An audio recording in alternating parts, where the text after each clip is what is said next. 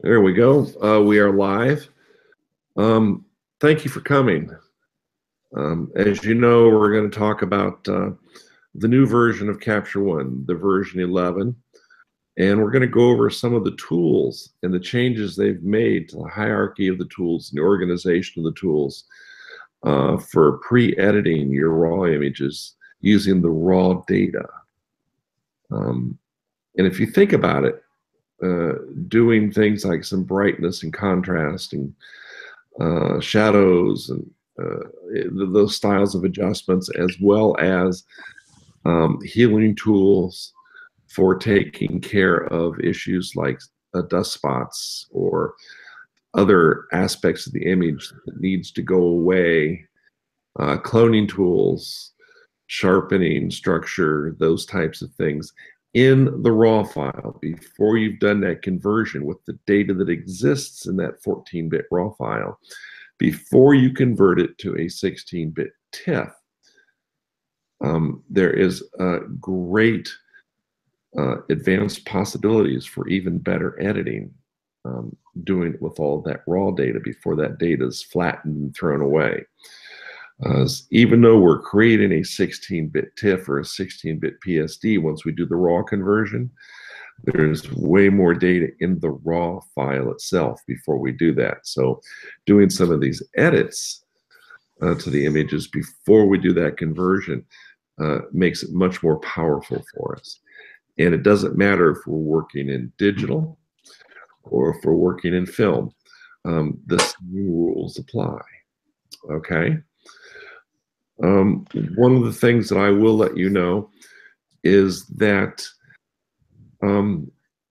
Capture One, as you saw from when we looked at version 10, allows us to create these adjustment layers based on EXIF data. It's not actually modifying the base image as much as it is giving instructions, machine level code instructions to the raw converter what to do before it converts the raw to do these edits. So it's still. Does it make a XMF sidecar file like Lightroom? Yes, it does. All right. But the information that's in that sidecar is kind of proprietary, like Lightroom's is. Because Lightroom does XMF sidecar editing commands as well. All right. Now it will continue to create your EXIF data in another sidecar, you know, things like exposure and keywords and all of that stuff. That's still there. But it keeps the original raw files very, very small. And that's important considering, you know, the size of the raw files that these cameras are putting out now. You know, we're in the realm of 40, 50, 100 megapixel cameras now.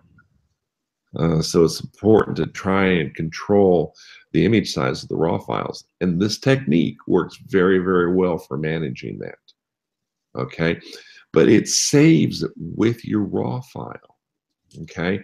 So even though we've done the raw editing, done the conversion to a PSD or a TIFF file, that data and those edits that we did are still attached to that raw file back in your master raw library, okay? And that's a very, very powerful concept. So let's go take a quick look at this. I'm going to share my screen again.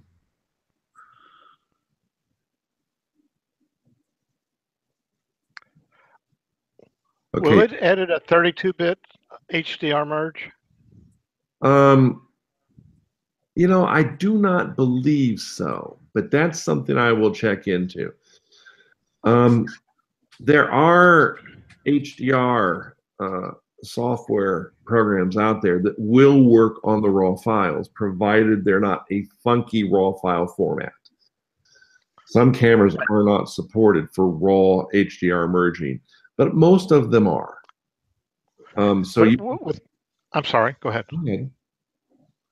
I said with Lightroom, I can merge and then edit before compressing it down to 16-bit for Photoshop. Yes, that is true, provided that it's one of the allowable raw file formats, and not all of them are. Okay, the NIC raw, or the NIC HDR software does it too.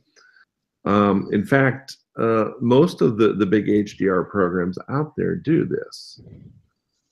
So having the ability to do that in the raw converter, that's probably not all of that, it's not all that important. But it might be built in there. I will have to check. That is one area that I have not explored, but I will check into that, okay? All right, thank you. All right, so let me bring up Capture One, which I have up and going. This is the new operating interface of Capture One. It is much faster than Capture One version 10, and it's 1,000 times faster than DxO. DxO's raw converter is agonizingly slow. Now, it does a good job, but you have to wait for a long time in order for that raw file to actually be converted. Let's look at some of the controls. You can change this. You can change placement of windows, like you can have your files on one side, our basic editing tools on the other, major editing commands across the top, information across the bottom about the files, and then of course whatever image we have selected. Okay, this is all built in. Let me go up here. We're going to take that file. These are basic editing menus here. The first one allows us to go and pick file directories where files are living. And if you're using the database librarian that's built into this, instead of directories, it'll have your database search where you can go through your database and pull your images up. I don't use the database. I use the file structure tree, so it brings up a list of where those trees are. And let's make this a little bit bigger. If you look here, you'll notice that I have assigned some icons to these directories. So we start out my raw image library, capture, and then 2017. And you see this little camera here? This is me, by me putting this here, this is me telling Capture One that this is where my files live. And then, you know, everything in this directory and down will show up here as I click on these things. So I can go into files from the Sony, okay, or I can go into I have a Sony A6500 too, okay. I also have an A6300 infrared, okay, where my infrared files live. Okay, and these are all subdivided by year, camera, then month, as I showed you earlier tonight, okay? I can also point this to my scanner directory. And when I scan my film images, I'm using a very powerful scanner software package called ViewScan. And I can have ViewScan scan these images in as TIFF, PSD, or DNG. And I choose to have them come in as DNG. Okay, and the reason I do that is by having them come in as a raw file, I get to access all the raw data in the scan, and this is way bigger than anything that's going to come out of anybody's digital camera. These are immense files, okay? Okay, these are medium formats, and if I go in and I look at some of the large formats, they're even bigger, okay? But allowing me to access that raw data for my pre-editing is it just makes sense, okay? So this is the library module. This is a module for various cameras where Capture One can take control of your camera. Okay, and it can focus, it can zoom, it can do multiple exposures, it can do HDR bracketing. It will actually control your camera, show you when we're in the live view mode. It will show us the image that the camera's seeing live here, and then allow us to take the picture by hitting the shutter button here. Okay, it's very, very powerful. Focus settings, camera settings, overlays, all kinds of things that we can do, okay? Believe it or not, all of the Nikons, all of the Canons, all of the Sonys, and the Fujis can be controlled here, okay? Now we jump into some of our basic editing tools. Okay, this is lens corrections. Now it will read the generic lens. If I go, let's go back over here and let's go up and let's choose, let's see, let's just choose an A7 image and go into the lens. Yeah, see here, it read from the EXIF data that I use the Sony FE24-240. It does automatic chromatic aberration adjustments. It will, if there's distortion around the edges, it will cut that away, but there isn't in this case. And I can adjust the distortion and the sharpness and the light fall off on the edges, purple fringings. It gives me to create profiles for lenses, okay? You can rotate and flip and switch left to right or up to down, okay? It has keystone as well. So these are all, I mean, you have this in Adobe's ACR module too. Okay, we've got all of this. All right. The next menu is our first actual editing menu. Now, I want you to notice that once we're in the editing menu, what do you notice here? The very first thing is now we have adjustment layers under every single editing menu. Under Capture One version 10, we had a specific editing menu for layers up here, and not all of the editing commands applied to it. Now they all do. So every one of these editing menus that we go under, we have layers. Okay. And we can do things under this one. This is where our white balance is, color balance. Okay, it has a wild color balance system here. I can, for instance, I can sample one color here from the sky, and then I can modify these and change just this blue around the wherever the sky's at. Okay. We have black and white conversion tools. We can do split tones, okay.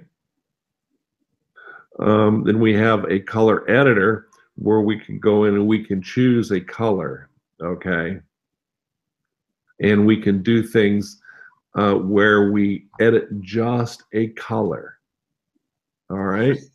So this is our first editing palette.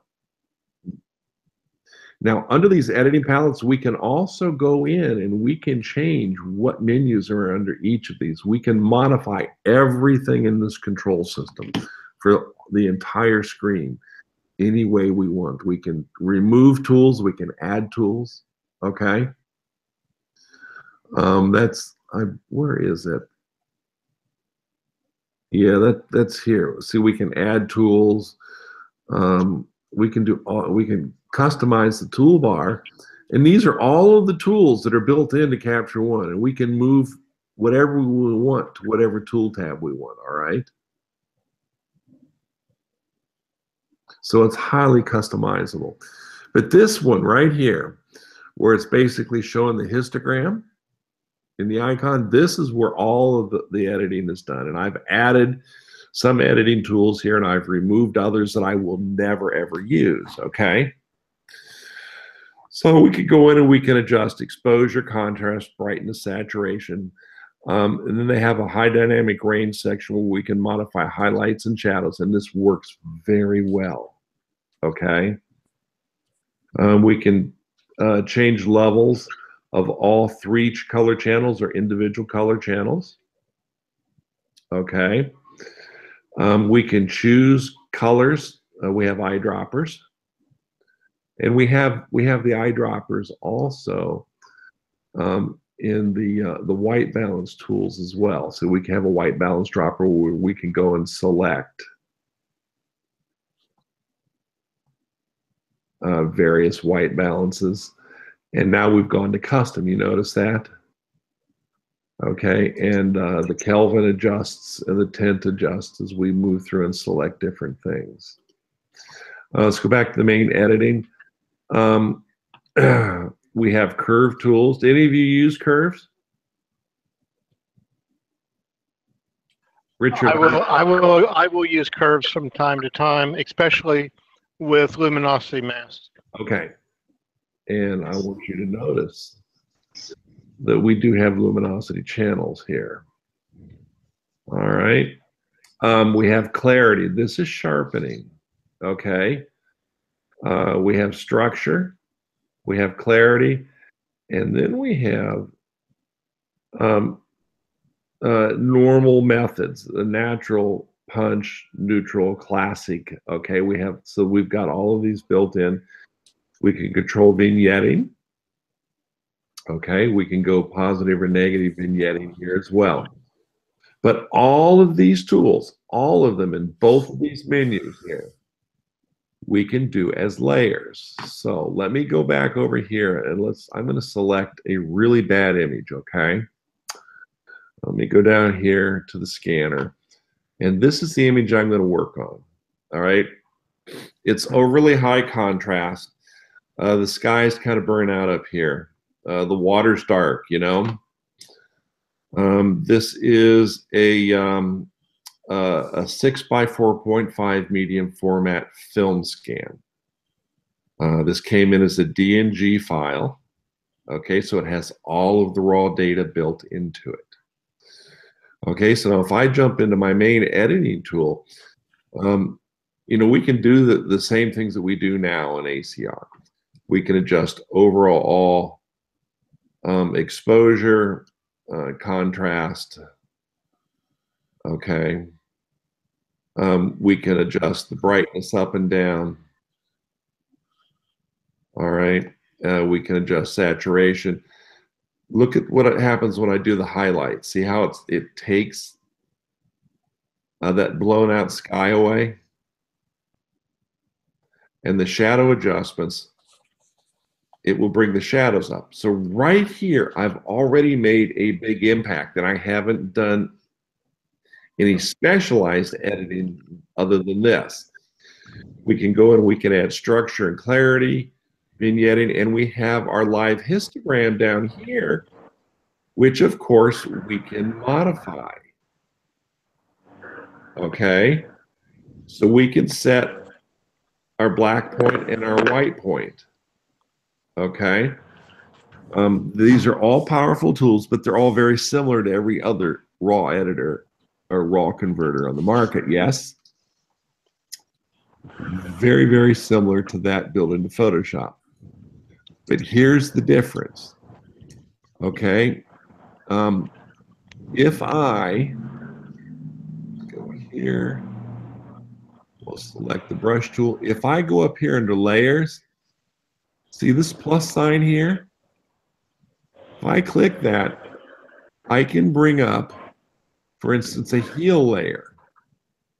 The heel layer is for removing dust spots, things like that. I can adjust the size of my brush, okay? And I've created this repair layer. See this now? I can go here and I can paint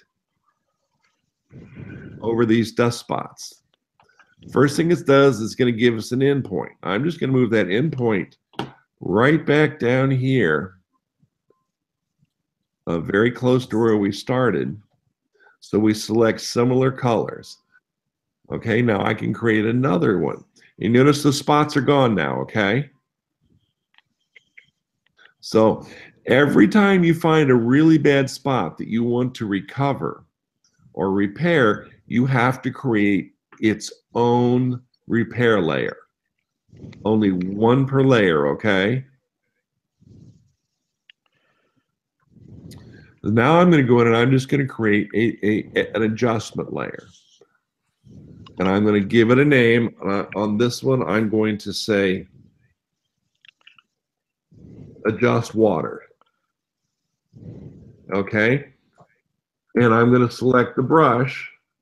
I'm going to right click on the mouse and I'm going to increase the brush size. Now you notice that there's 3 circles. It's the center where the plus sign is solid. Then we graduate out towards here, and then it rapidly falls off to the outside one. So I'm just going to go here, and I'm going to paint this area of the water down here. Does it also mask? Say that again? Will it do auto masking? It does have an auto masking mode where you can have it clip to edges.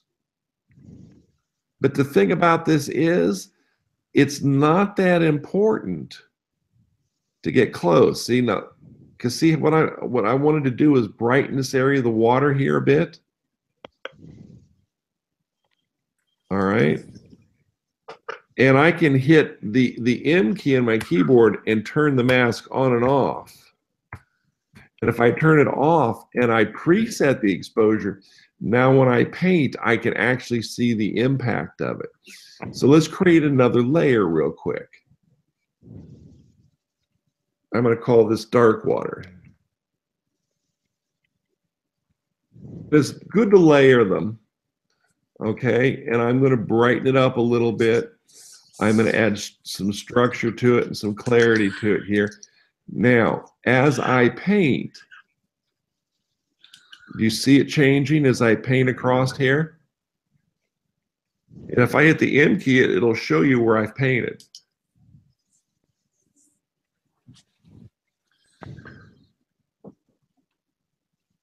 Okay? And I'm just going to go over like this, and I'm going to take it up here a bit. And now I can turn the M key off, and I can adjust this and bring this out to the point where I want it. All right? I can change the contrast of that water area. See, I want to brighten that water up a bit. Okay? So now let's do another one. Let's do the boat.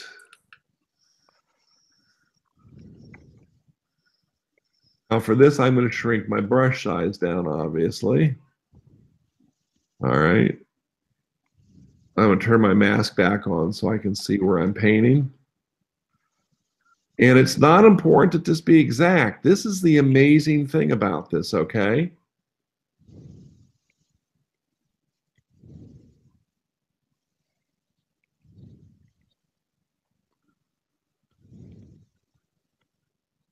And the more I paint, the darker red it gets, the more the changes. The redder it is, the more the change is applied to it. So there I've done the boats. Now I can start to bring up the exposure of the boat. I don't want to take it up too much, but at the same time, I want the boat to look like it's having a little bit of sunshine on it. And if I want, see that? If I want this to be a little bit brighter, I'll just paint over it again. And I can actually paint in more brightness. See that? So it gives me wickedly interesting control. Okay? Now, also... Mark? Yes. When you're painting in the boat there and you're working on the white, is that affecting like those pilings or anything? It can, but it doesn't affect drastically major changes in contrast and brightness. Okay.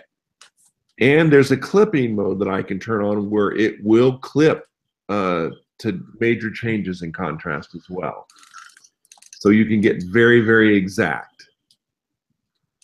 All right, see the nice lines we have here walking us up these oyster shells, which are what these are, by the way. I can create a layer here,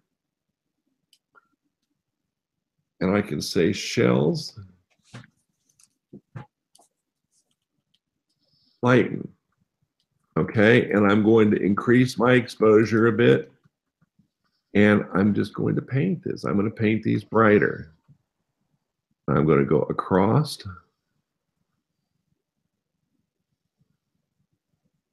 Some of these shells, okay, that looks good. Now I'm going to create one called Shells Darken.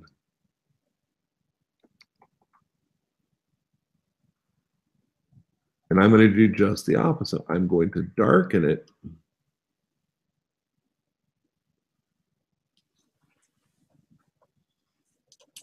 Because I want those vertical stair steps where I go from dark to light to dark. Okay. As though we had clouds shading this area, okay? Now I could also zoom in. Okay. There, that's good enough. Right there. And I could work on those pilings if I wanted.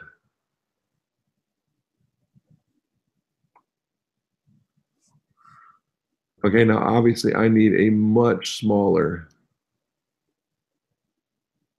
Let's turn the mask on so I can see what I'm doing.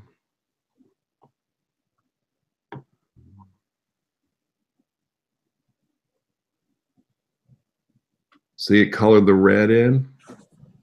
And you see, you don't have to be super exact. Now see where I spilled over into the boat? Right here? If I hit the E key for erase, I can go right down along that edge and it'll take that right back. Hit the B to go back to my brush. And I'm going to go right down into the water too. We're going to see if we can lighten this. I mean, I don't know how much data is in this dark area, but we're going to find out.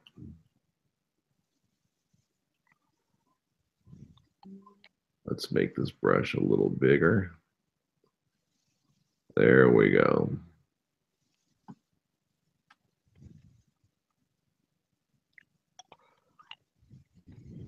Now let's just see if we bring the data up in shadow. See, there's not a lot there, but it is bringing out some. Okay, see the change? Look up on the top of the piling, up here, as I change the slider. Okay, and then if I change the exposure slider, now we start to see now we're getting detail down here that we didn't see before. We turn off the mask so you can see it, okay? As I change this. Okay, and then we can go over here while we're doing this and we can paint some of this in on these nets. I'll turn my mask back on.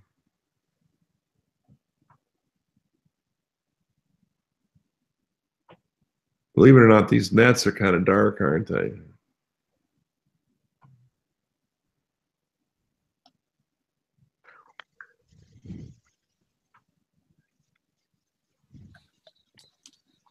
See the details coming out in the nets too? Mm-hmm. Yep. It doesn't take much. We can go through this really, really quick.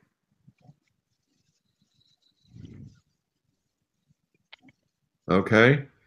Let's see. I think I'll do one more. All right. I'll create one more layer, maybe two more. Sky dark. I'm going to increase my brush size vastly. A little bit more. Now here's where you're going to see it doesn't really affect the boat. I'm going to turn my mask on and I'm going to paint the sky right across it, just like this. And I'm going to stop right about there and go up here and do some more across the very top. And now I'm going to start darkening that sky a bit more, okay? Now I'm going to pay attention to the highlights because I don't want any burned out spots from the white. Okay? And it's just this simple. And when you're done, okay, I mean, we could go in and we could create more if we want. We could do a heal layer, and then we could go in and look for damage. Okay, and I saw some up here. There. What is it we get when we have film, right? So I'm going to go in. I'm going to reselect. Let's see here. I don't know if I want to do this. Yeah, we'll bring up the brush. And I'm just going to draw. Let's zoom out a little. We're going to move my sample point up really, really close, like right here. Okay. And there, you see that? That's gone now. That hair was right in here. It's gone. All right, and I don't want that, so I'm just going to delete this. Okay, and when I'm all done with this, when I've done all of the editing that I want to do, and you have to admit, this is a better looking image already. Okay, then I go up here and I'll click on this little gear, and it does the raw conversion. Okay, now remember, these are big files, but look how quick it did it. That raw conversion is done. Now the image over here has a little white gear on it. That means it's been converted. Okay, now you can have this set up to automatically throw converted files right into Photoshop. I choose not to. I will go through and I will scan and edit, scan and edit, scan and edit. And then where they go, let me bring up Adobe Bridge, the Photoshop library. I have them taking the raw converted files, and they're put into an output directory. Okay. So these are images that are waiting to be edited, okay? And there's not as many in here as there were. But there's the one that we just worked on. Okay. And now at this point, I would open it up, drop it into Photoshop.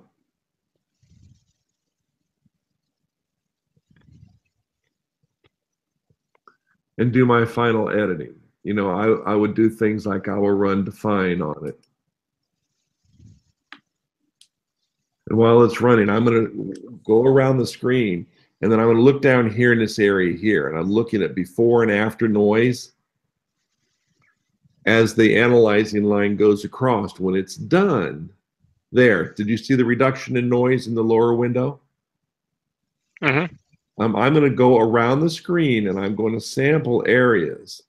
When I find areas that are too noisy for my liking, I will go in and I will change automatic to manual, grab a control point, and I'll put control points in areas that are just a little bit too noisy for my liking. Okay.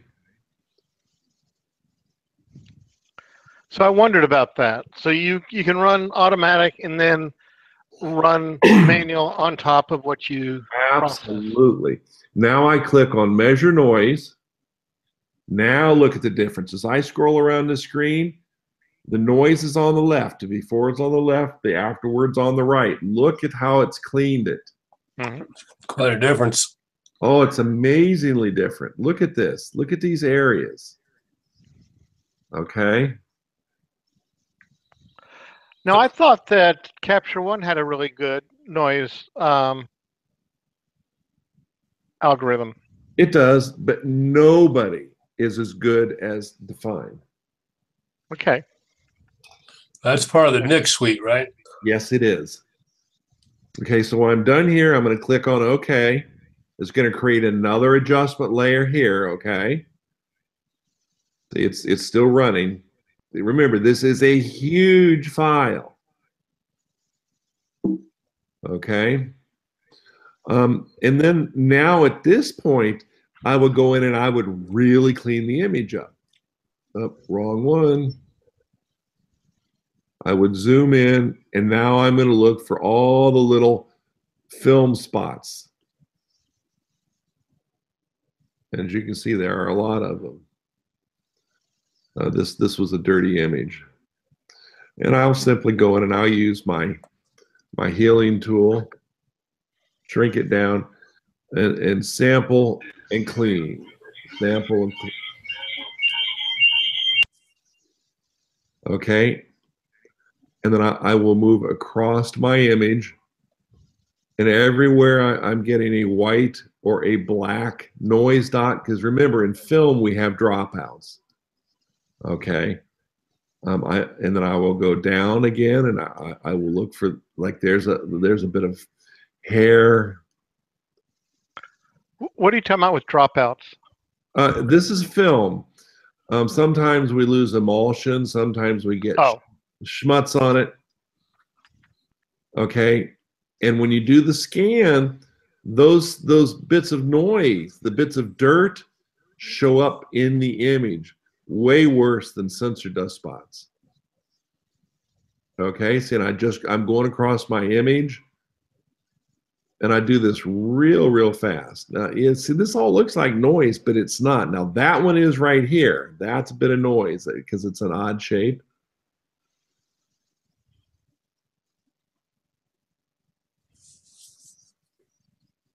That's noise there. What are those white spots? Just oyster shells? Yeah, it's garbage floating in the water. Now, see here, this is hair or something that was on the negative during the scan. So I just take these out real quick, and we can get through these really quick. This is bullshit. Here, look at this. Let me choose a new sample point and take out this. Okay. And some of these white spots, if they're overly large, I might take them out. But honestly, those are in the image. So now I'm done cleaning. Okay, let's make it a little bit smaller. I'm going to crop my data off the bottom of this image, which, see down here, there's actually data in that dark area, exposure data. I will crop this off now.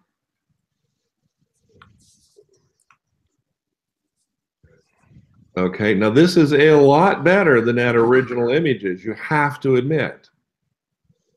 And 99% of this was edited in the raw converter, so it has much more data to work with. Now I kind of overdid it here in the center of the boat, but that's all right, because we were doing this as an example. Now I'll do one last thing. Actually, two last things. I'll drop into Silver Effects Pro. Even though there's no color data in this, it still has an RGB channel, so these plugins will run. Nick requires you have RGB channels.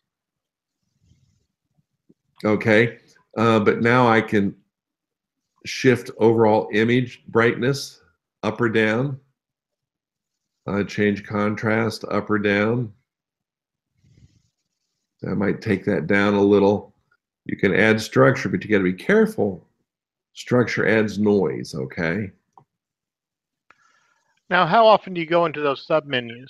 Oh, all the time. Now, I can't use the color filter menu because I don't have any color data, because this is a... No, but I'm talking about if you go up to the menus, you're just, okay. So for brightness, there's 3 different. If you click on the arrow next to brightness. Yeah. Yep. Absolutely.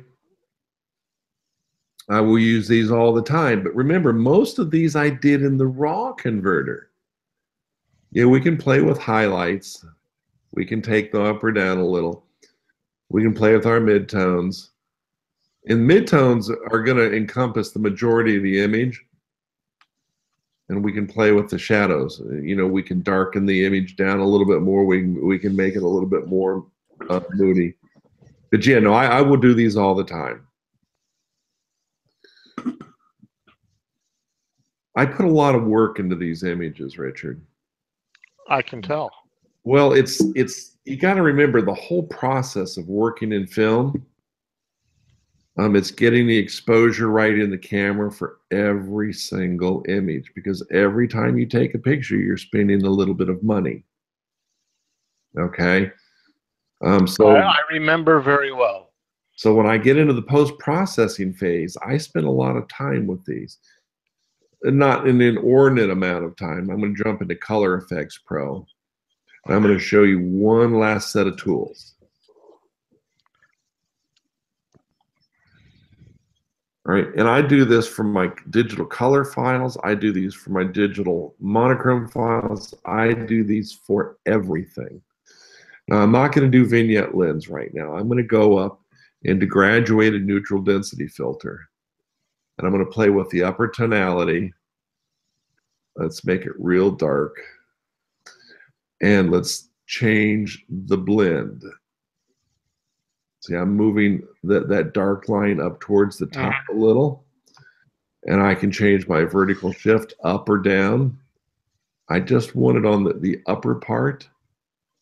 Now I can play with my lower tonality. And I can make it dark and moody if I choose. Or I can make it more natural, which is where I'm going to go with the lower tonality. But the upper tonality, I'm going to add a little darkness in that upper sky. Okay.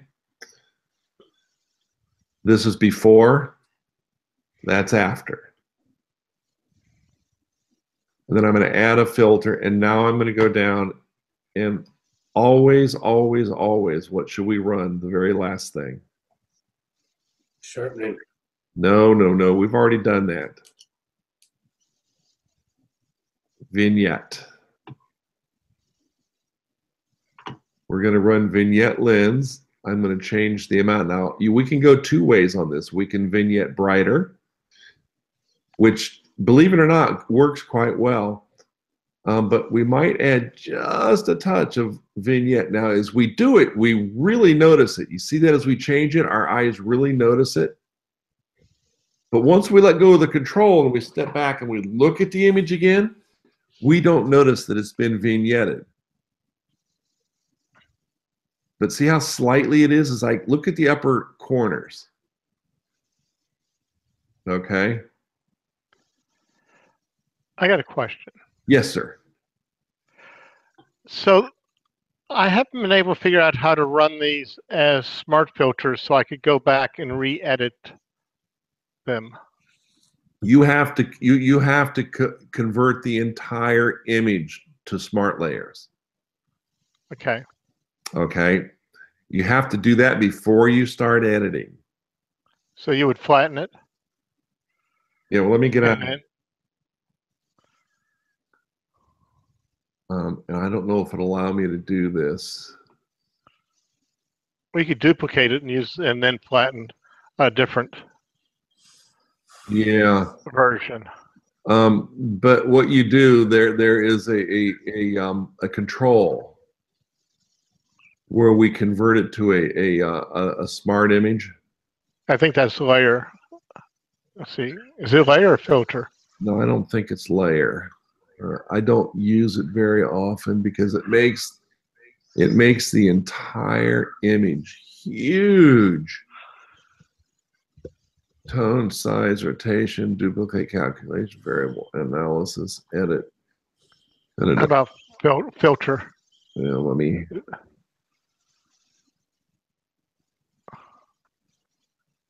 I may as well look. I don't think it's under filter. Oh, there it is. Smart layers. Good man. Okay. When you do this, everything that you do after this, you can go back and revisit, but not things that you do before it. I just haven't been able to figure out how to use it. Oh, you just simply do this when you first bring the image into Photoshop. And now when you run the Nick filters down here and you click on it, it's going to take you right back into the Nick filter editor. But there's there's a couple of different things you get on your layer. Hold on, let's see if we can do that. This is a huge image. This might blow the computer up. Just open up another one. No, I just I'm flat. sorry. I just flat.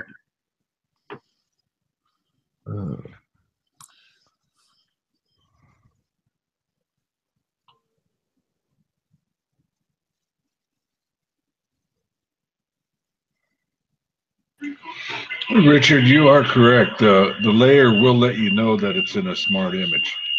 Oh yeah, yeah. It'll look Yeah. different. Okay, so let's run my Visa.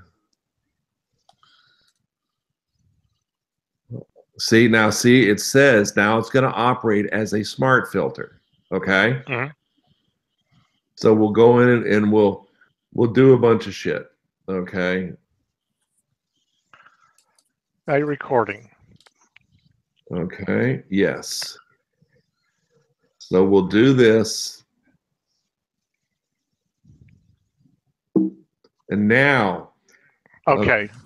So now, okay, we can go in and we can rerun these. Okay. Come on, Mark. See, this is where I get confused.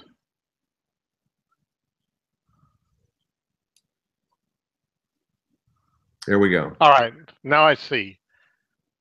See where it has the controls? Now I see. I want to see what some of these other things do here. Okay, I'm just going to look at these real quick.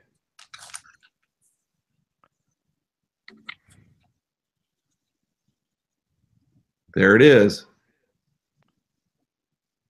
Okay, and this is what I clicked on right here. Okay, so that's where I was having problems. So it wasn't in the bottom right. It's No, it's right here. You can tell I don't use this often. I have used it, but it's very rare. And there's a reason for that. Having a smart layer for images makes the file size huge. But you've edited for so much longer that you know what you want, and going back and changing is less likely for you than for me. I understand. And as long as you have the room on your computer to store these images, then this is the way to go. All right, but I clicked right here on the white window. Okay. Okay, Mark, this is a medium format negative you scan, right? Yeah. What size does it come in out of the scanner? What do you mean? Well, You have to choose the resolution. Oh, I scanned this one at 3200 DPI. So hold on a second. Let me close this out. We're done with this. We'll close Photoshop down. Okay, now this, oh, that's the PSD. See, we've already modified that. As a PSD, this is 208 megabytes, okay? Let's go into, this isn't as big as I can be. Let's go here into the raw file.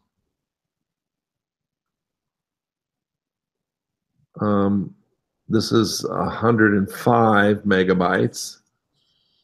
I should have saved that with Smart Layer, shouldn't I? So we could have seen the difference in size. It will quadruple the size. Okay. So all in all, I could scan these images at 6400 DPI, but they make them so big that even Capture One doesn't like opening them. They're way bigger than the 100 megapixel phase 1 backs. All right. They are just huge. So I've even started downsized my scanning. What do you normally scan at? 3200? You know, I normally would scan at 6400. And these negatives aren't that big. These are 6 by 4.5. I have medium format cameras that are 6 by 6, 6 by 7, 6 by 9, and 6 by 12. So 6 by 12 negatives like this. Okay, and then I have 4 by 5 negatives that are like this, and those are the biggest ones yet. So I have to be careful at the size I scan them in at. You know, a 4 by 5 image scanned at 3200 DPI, I make almost 8 by 10 feet as a print. All right, so they just get way out of hand. So you got to think about what you're doing, because you always can go back to the raw file out of the scanner, and you can change things, or you can go back to the negative and rescan. All right. So what do you think about editing your raw file before you do the conversion? Do you see the logic of it? Having that extra data? I do. Other than that factor, I just see it as Lightroom Plus, which isn't bad because Lightroom's pretty powerful. I don't do a lot of work in Lightroom, but I do like the different, as I said earlier, I do like the different file structure, which is my main selling point.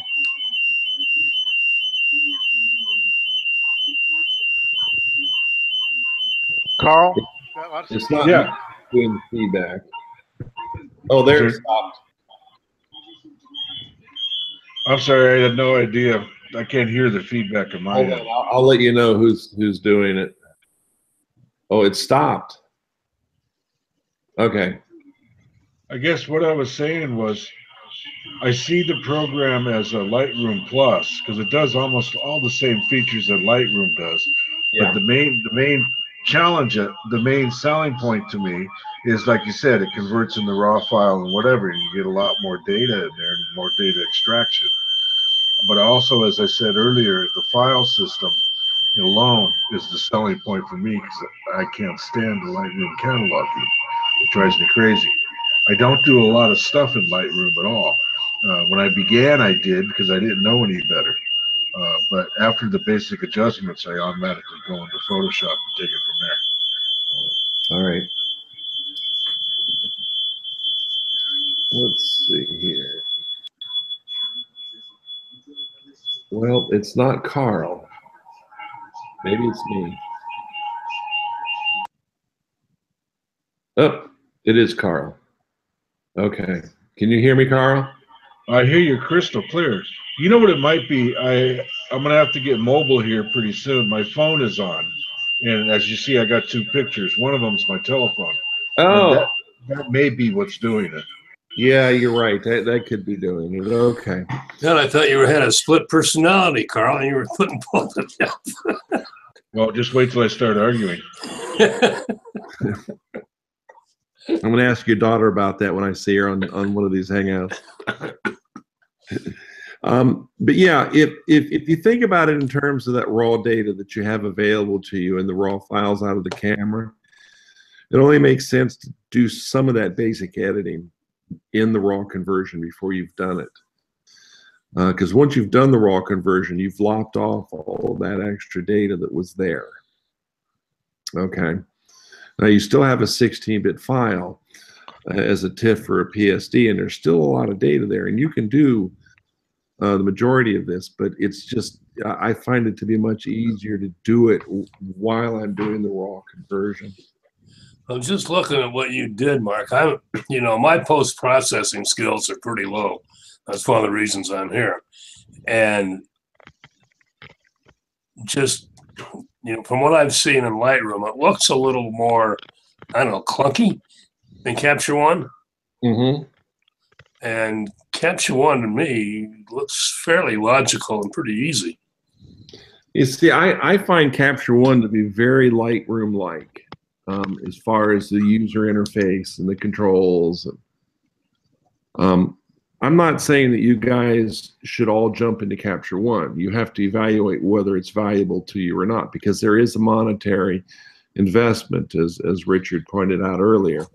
Well, it's a time more than the money Yeah. in my case.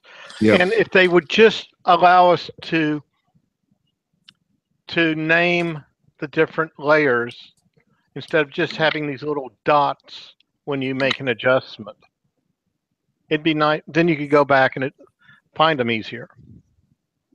I'm not sure why you're saying that. You watched me name every layer I created. No, I'm talking about in Lightroom. Oh, yeah.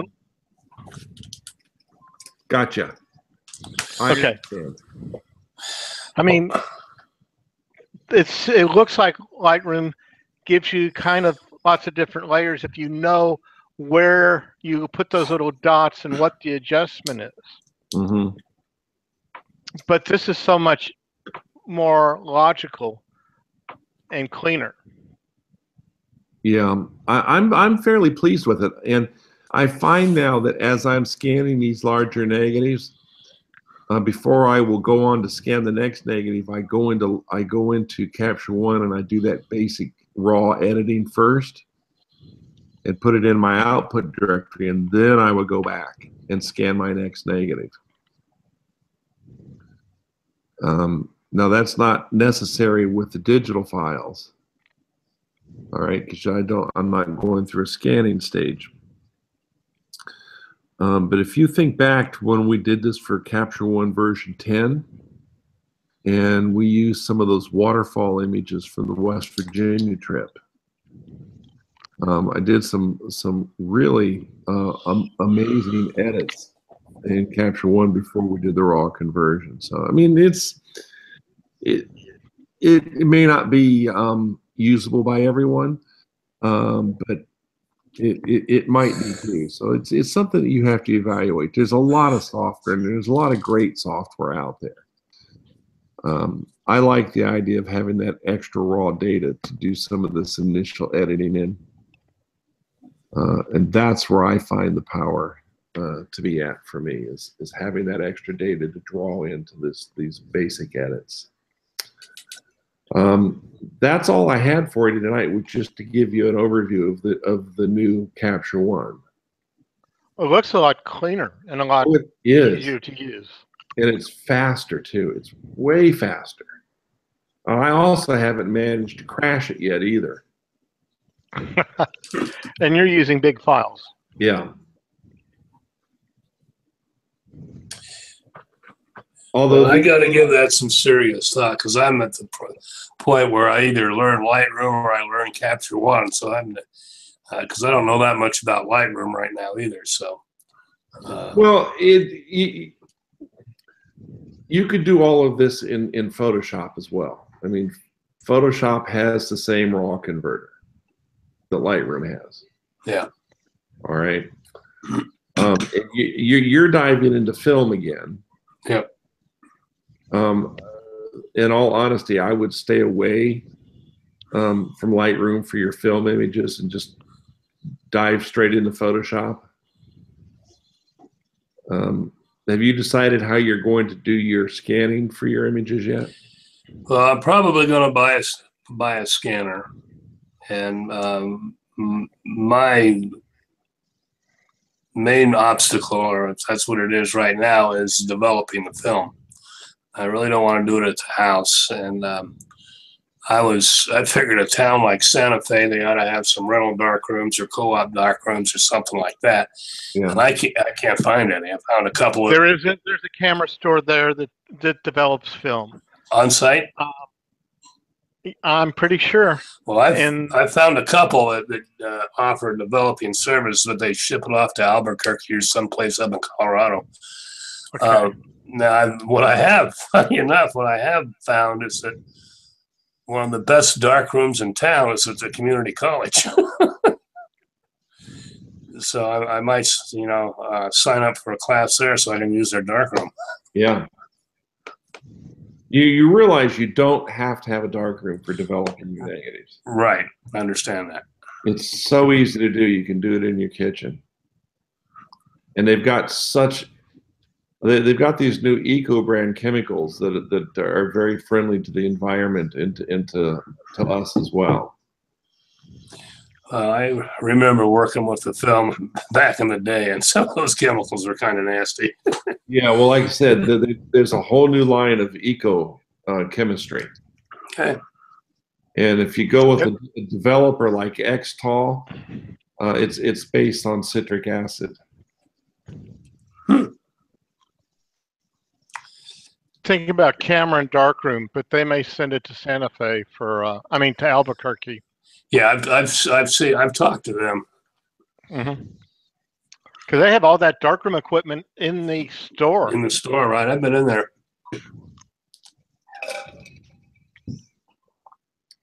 And there's nothing wrong with sending the negatives out to be done too. Just a cost factor. Well, that you don't have any control over the process or the chemistry. See, the chemistry can make a huge difference in the final results. Yep. Okay, I mean, I have 3 developers that I like. I like Rodinal, which is very environmentally unfriendly. All right, but it has a shelf life of about 40 years. It's probably why it's unfriendly. Then there's Perceptol, which is a little bit more friendly, but it still has, I mean, I would still wear rubber gloves handling the Perceptol, but it does a wonderful job. Super sharp, super low grain. And then there's Kodak's Xtol, which is based on citric acid. You know, it's got a lot of oranges in it. Oranges and lemons.